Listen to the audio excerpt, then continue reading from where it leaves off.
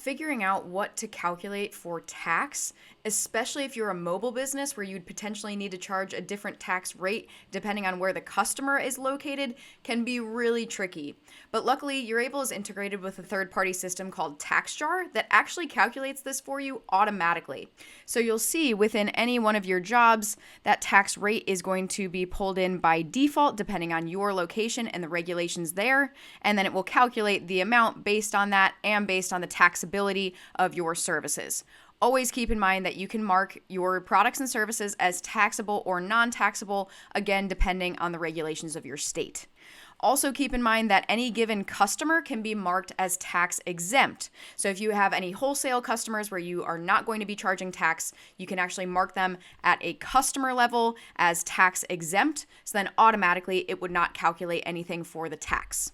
But I'd also like to talk about where this takes place. So we're going to jump into preferences in the side menu, and you'll see all the way over here we have this tax rates tab. And in here, this is a very simple page. You can just see this one preference that says automatically calculate tax rate. So by default, this is turned on. This is what is activating that integration with TaxJar. This is what is automatically calculating those tax rates for you.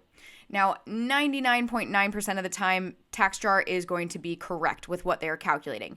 But if you feel that it is incorrect, or if for some reason you want to be able to enter in your own manual rate, we give you the opportunity to be able to turn this off and create your own tax rates.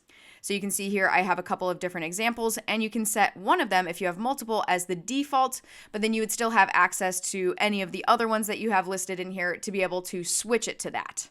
One thing that I'd really like to advise you on, if you do choose to turn this off, please enter in some tax rates here. Even if you don't charge sales tax on services in your state, the tax line should still be within the job, but you can mark your service as non-taxable, so then the amount that it would calculate would be $0, but the tax line and the tax rate should still be listed in there legally.